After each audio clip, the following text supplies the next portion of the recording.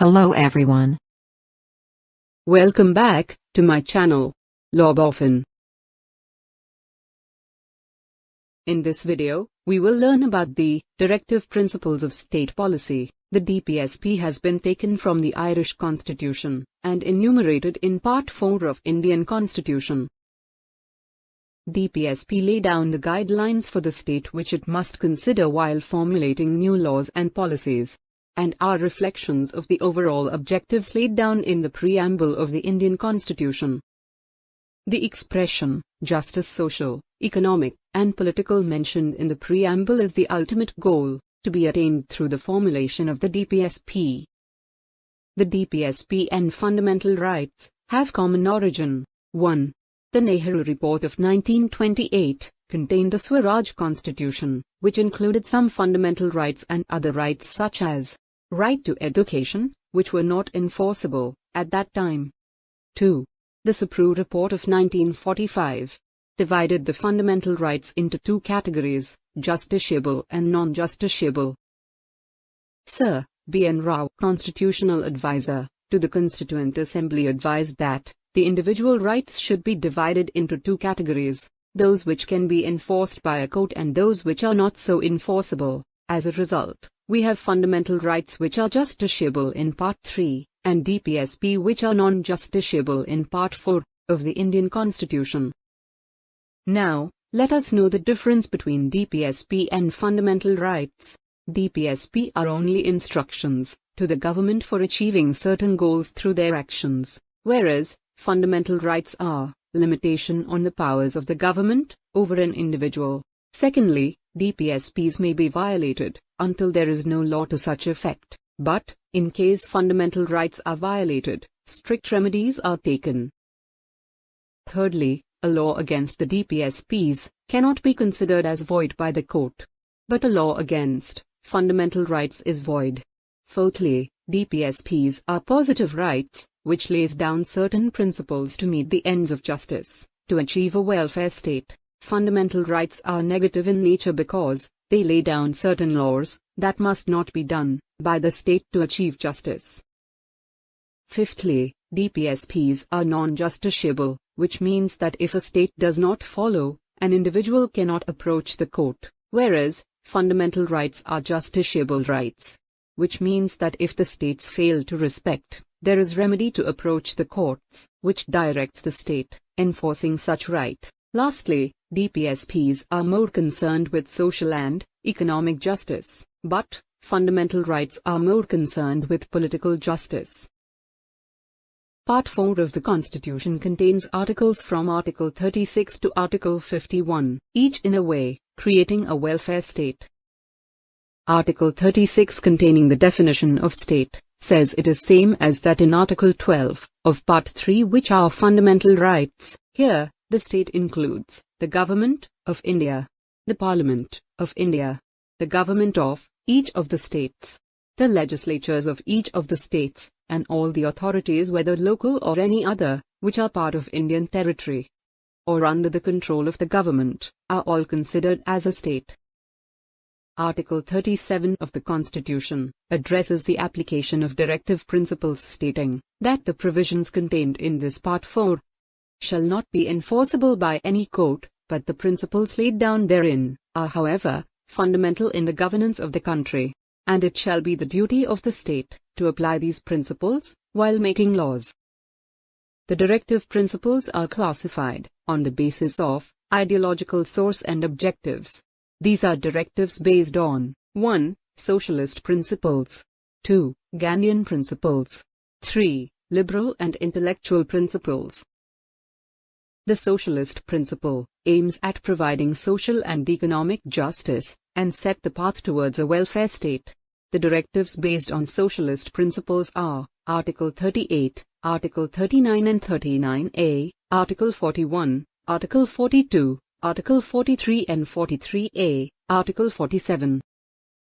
Article 38, Clause 1, directs that the state should secure a social order providing social, political and economic justice to all citizens. Clause 2 says that state shall reduce the inequalities faced by the people on grounds like income, status, facilities, opportunities, etc. Thus, the article authorizes the state to secure a social order for the promotion of the welfare of people. Article 39 mentions certain principles of policy, on basis of which the state shall make laws, securing the objectives mentioned.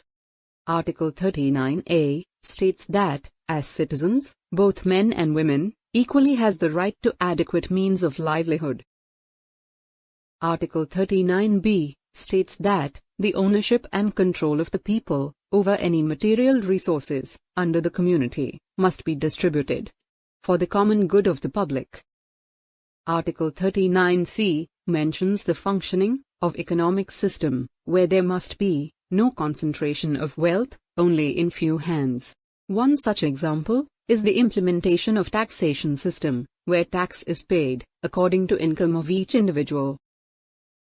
Article 39D mentions that there must be equal pay for equal work for both men and women.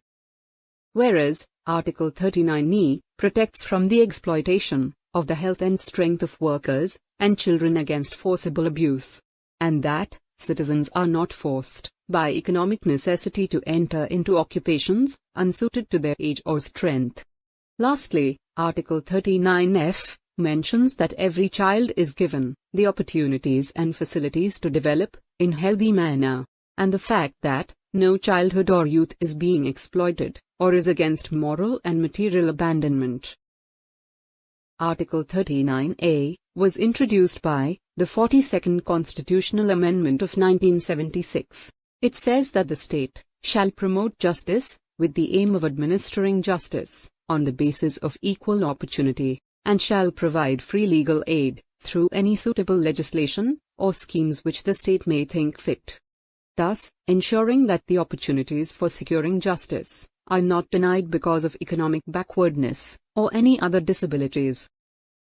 Article 41 emphasizes that the state shall, within the limits of its economic capacity and development, make effective provisions for securing the right to work, right to education, and right to public assistance in cases of unemployment, old age, sickness and disablement, and in other cases of undesirable wants. Some social sector schemes promoting Article 41 are National Public Assistance Scheme, Right to Food Security, and CM Relief Fund, etc. Article 42 says that the state shall make provisions securing just and humane work conditions and maternity relief for women. Some provisions in support of this article are Maternity Benefit Act, 1961 and Equal Remuneration Act, 1976, made in support of women. Article 43 influences the state to secure, by suitable legislation, to all workers, a living wage, conditions of work ensuring a decent standard of life, and full enjoyment of leisure, social and cultural opportunities. Article 43A was added in the 42nd Amendment Act of 1976, ensuring the state to take steps to secure the participation of workers in the management of industries. Article 47 emphasizes the state to raise the level of nutrition, standard of living, and improvement of public health.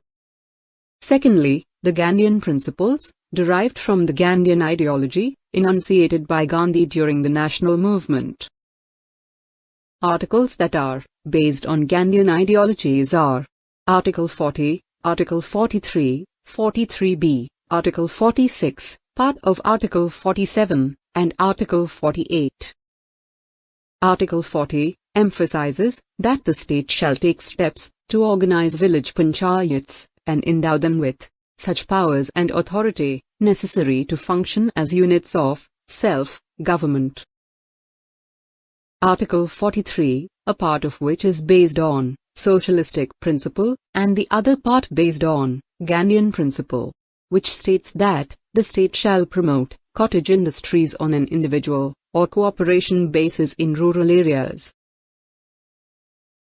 Article 43b, implemented by the 97th Amendment Act of 2011, emphasizes the state to promote voluntary formation, autonomous functioning, democratic control and professional management of cooperative societies. Cooperative society is voluntary association of individuals having common needs, joining for the achievement of common economic interest.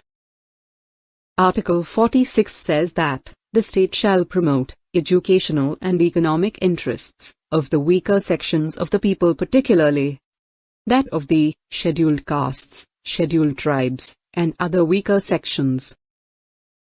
A part of Article 47 which is based on socialistic principle, and other part based on Gandhian principle, which says that the state shall improve public health, and prohibit consumption of intoxicating drinks, and drugs that are injurious to health, except for medicinal purpose.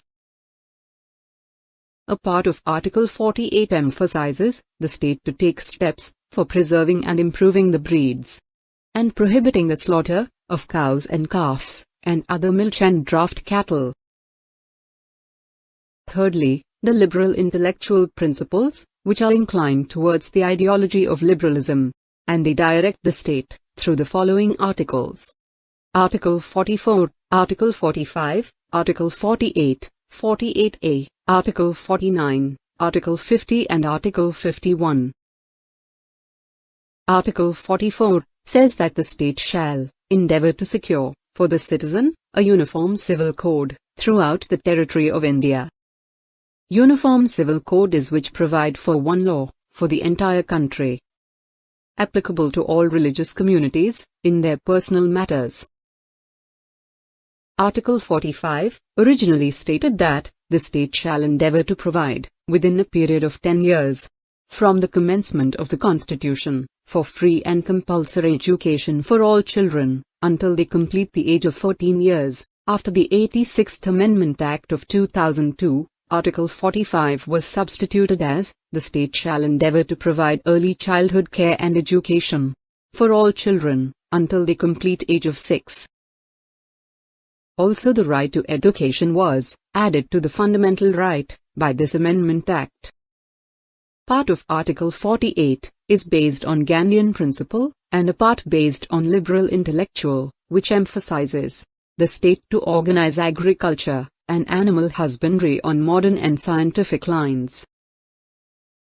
Article 48A, introduced by the 42nd Amendment Act of 1976, states that the state shall protect and improve the environment, and to safeguard the forests and wildlife of the country.